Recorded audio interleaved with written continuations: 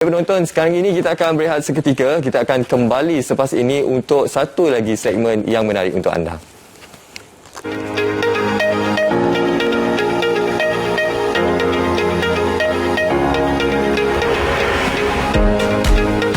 Syukur Alhamdulillah, UPSI dalam ambang menyambut 100 tahun usianya.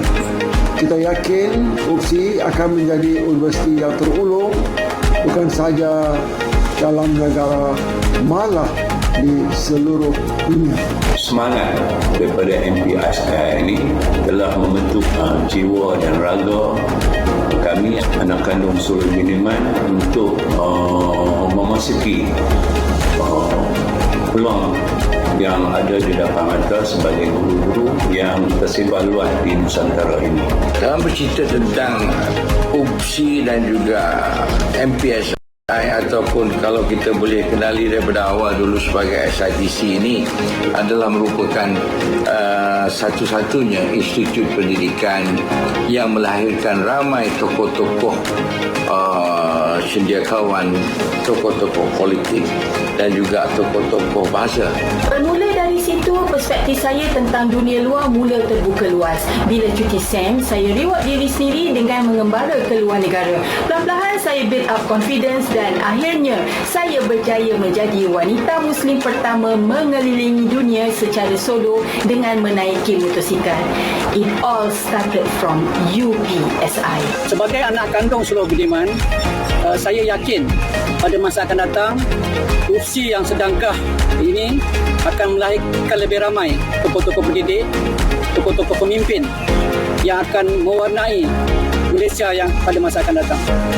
Sambutan 100 tahun yang merentas 4 era ini memberi makna yang sangat besar terhadap kegemilangan sejarah, kemasyhuran dan pencapaian warga UPSI serta juga alumni-nya yang merentasi 4 era dan mewarnai dunia pendidikan negara semasa. Saya mengucapkan tahniah kepada Universiti Pendidikan Sultan Idris UPSI yang akan menyambut 100 tahun pada tahun 2022. UPSI memiliki sejarah yang panjang penubuhannya dari zaman Sultan Idris Training College, Maktab Perguruan Sultan Idris, Institut Perguruan Sultan Idris. Sepanjang tempoh ini, UPSI telah berjaya melahirkan ramai tokoh dalam dunia pendidikan, kepimpinan, bahasa dan kesusasteraan serta perjuangan nasionalisme menerusi dunia pesuratan sehingga tercipta legasi yang disebut-sebut sehingga kini. Seawal penubuhan, UPSI telah melahirkan tokoh-tokoh guru Nusantara dari Tanah Melayu, Singapura dan Brunei Darussalam. Antaranya Tun Ghaffar Baba, Tan Sri Senor Abdul Rahman, Aminuddin Baki, Pendeta Zakbah, Buyung Adil, Harun Amirul Rashid, Tan Sri Awang Had Saleh, Tun Abdul Rahman Abbas, Datuk Sri Siddiq Sanif, Datuk Paduka Haji Ahmad Kadi dan ramai lagi. Tokoh-tokoh ini telah menjadi Gubernur Negeri Pulau Pinang, Timbalan Perdana Menteri Malaysia, Menteri Pendidikan Singapura dan Menteri Pendidikan Brunei. Pencapaian 100 tahun institusi pendidikan bersejarah ini sesungguhnya membanggakan dunia pendidikan negara kerana kejayaan melahirkan pendidik yang sangat berjasa di seluruh negara. Hari ini, UPSI telah membina dan mencipta kecemerlangan sebagai industri yang menerajui bidang pendidikan negara serta menjadi rujukan di peringkat antarabangsa. Tahniah kepada seluruh warga UPSI serta seluruh anak kandung Sulul Buniman, SITC, MPSI, IPSI yang melangkah sejarah dan legasi sehingga sedekad lamanya. Saya doakan semoga UPSI terus cemerlang dan mengukir pelbagai kejayaan manis, mewajahi dunia pendidikan di peringkat negara dan antarabangsa. Dengan lafaz Bismillahirrahmanirrahim, dengan ini saya melancarkan logo sambutan 100 tahun SITC, MPSI, IPSI, UPSI. Sekian, terima kasih.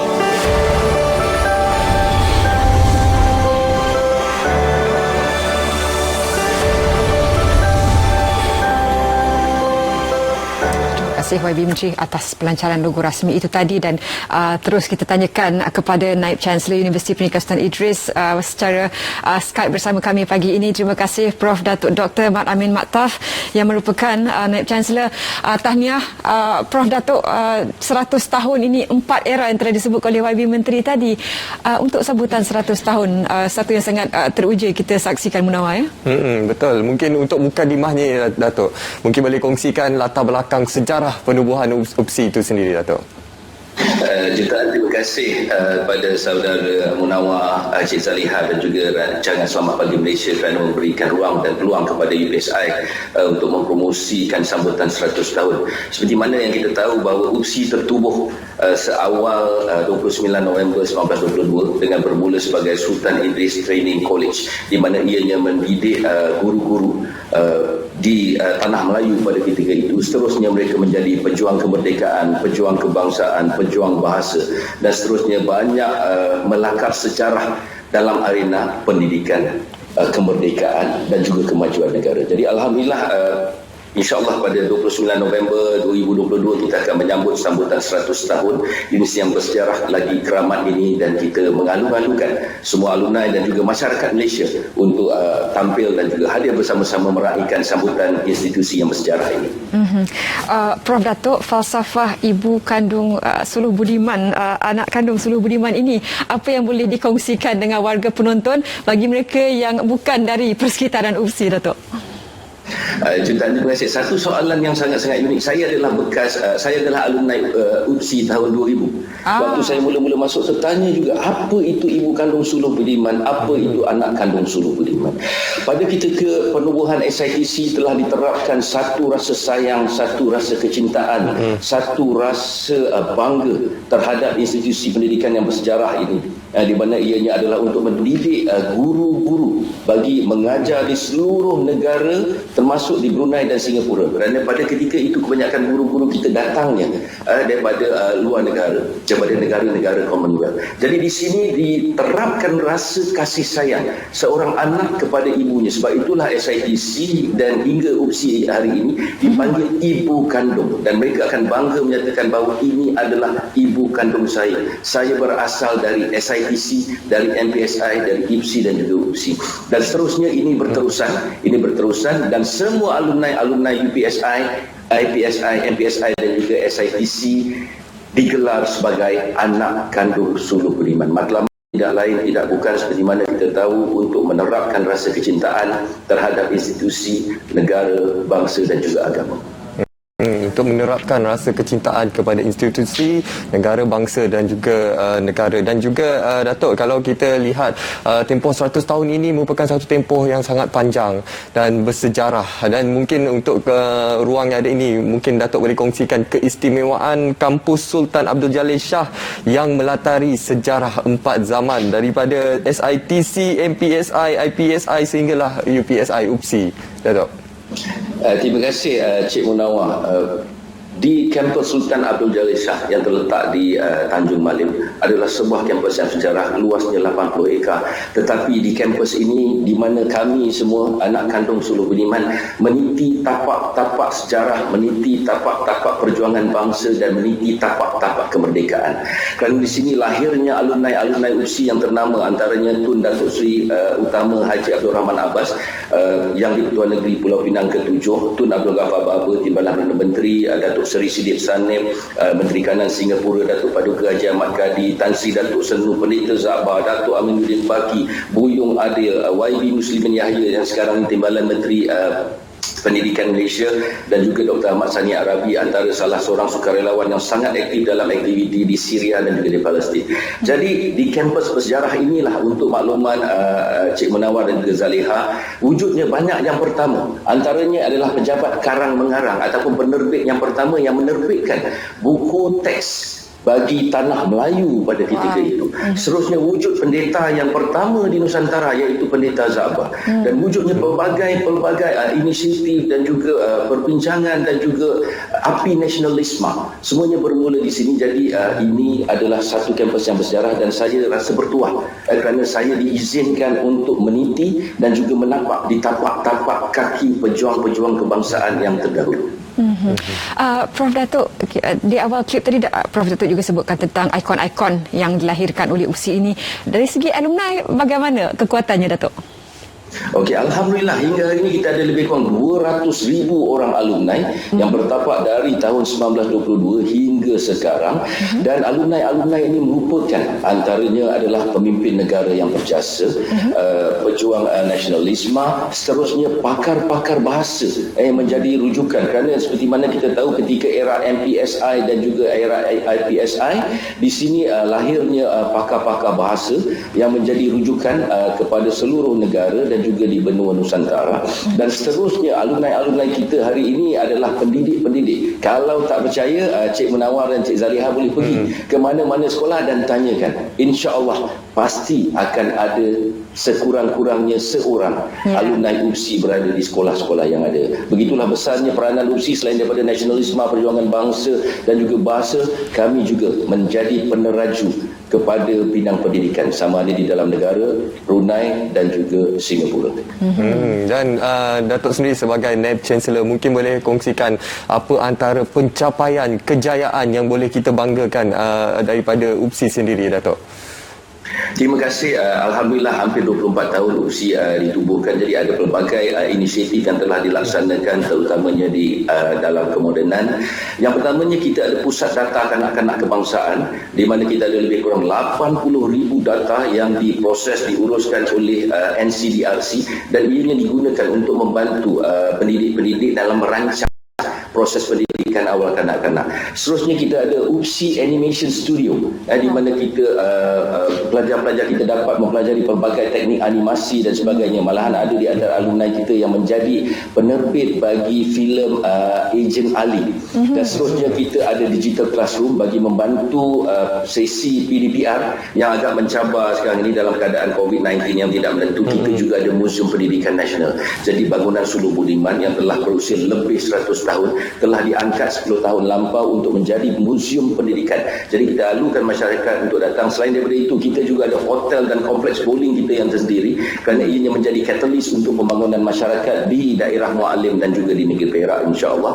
Kita ada UPSI Sport City, UPSI Adventure Park dan juga pelbagai kemudahan terkini termasuk fakulti-fakulti pendidikan yang kini membantu negara dalam pelbagai proses pembangunan, penyelidikan dan juga penerbitannya berkaitan dengan pendidikan sama ada di dalam negara maupun di peringkat antarabangsa. Prof Datuk, dalam situasi sekarang untuk masih lagi semarak sambutan tersebut dengan norma baru ini, bagaimana persiapan dan pengisian untuk sambutan 100 tahun ini? Terima kasih. Ini salah satu soalan yang mencabar saya. Jadi kami pun sedang melihat kaedah cara yang sesuai dan sebagainya. Untuk makluman, kita telah aturkan 100 program bersempena dengan 100 tahun sambutan ini, dan kita jangkakan dalam kita akan lancarkan pelancaran sambutan pada 29 November 2021 oleh pemimpin-pemimpin negara, dan seterusnya kemuncak sambutan adalah pada 29 November 2022. Ada aktiviti yang kita akan laksanakan secara online, ada yang kita akan laksanakan secara hybrid, namun kita sangat-sangat berharap, berdoa dan sebagainya. Sehingga itu kita pun menyeru agar semua rakyat Malaysia segera dapatkan vaksinisasi, jaga SOP, jaga diri agar kita dapat meraihkan sambutan keramat ini pada tahun 2022 nanti. Jadi antara aktiviti yang kita akan laksanakan adalah Anugerah Pendidik Global, Konferens Ibu Kandung Suluh Budiman, dan seterusnya pelbagai aktiviti sejarah, penyelidikan, kebudayaan, kerohanian yang akan melibatkan bukan saja masyarakat di sekitar Mualim ataupun di negeri Perak, malahan di seluruh negara. Kerana untuk makluman, Cik Zaliha dan juga Munawar, UBSI ataupun SITC, NPSI, IPSI dan UPSI yang ditubuhkan ini adalah milik negara dan ianya telah menjadi katalis dalam pendidikan, dalam pembangunan pendidikan seluruh negara. Prof Datuk, untuk masa berbaki 1 minit rangkuman ini, Prof Datuk boleh sampaikan ucapan kata-kata semangat kepada warga UPSI di mana saja mereka berada dan mereka yang bakal menyertai UPSI nanti. Jutaan terima kasih. Kita menyeru semua alumni dan juga semua masyarakat di luar sana untuk mendoakan dan memberikan sokongan terhadap universiti yang bertuah lagi bersejarah ini, terutamanya dalam sambutan 100 tahun kita. Dan seterusnya bagi mereka yang ingin menyumbang boleh terus berhubung kepada pihak Universiti Pendidikan Sultan Idris, dan jom sama-sama kita semarakkan api kemerdekaan, api sambutan 100 tahun dan seterusnya semangat melestarikan peneraju pendidikan, kebitaraan pendidikan. InsyaAllah. Terima kasih kita ucapkan kepada Prof Datuk Dr. Muhammad Amin Muhammad Taff, Naib Chancellor Universiti Pendidikan Sultan Idris. Terima kasih Prof Datuk. Kami di Selamat Pagi Malaysia mendoakan semoga UPSI terus maju melakar nama di peringkat antarabangsa dan juga melahirkan ramai cendekiawan-cendekiawan di dalam negara. Semoga nanti untuk sambutannya nanti. Terima kasih sekali lagi kerana sudi bersama kami 4 era. Begitu banyak sumbangan anda akan terus memberikan kejayaan di persaudaraan antarabangsa. Untuk itu kita juga melabuhkan tirai untuk Selamat Pagi Malaysia pada edisi hari Ahad ini, dan bagi pihak penerbit kami Syafiq Adu dan semua kru Selamat Pagi Malaysia, semoga hujung minggu anda selamat diberkati insya-Allah. Jaga SOP masing-masing. Betul tu, dan jangan lupa untuk terus mengamalkan pengamalan norma baharu pada tahap yang tertinggi. Terus jaga diri, jaga orang kesayang kita di sekeliling kita, terus dapatkan perlindungan dalaman dengan mendapatkan vaksin dan juga perlindungan luaran, iaitu memakai pelitup separuh muka yang betul dan juga menjaga jarak fizikal anda.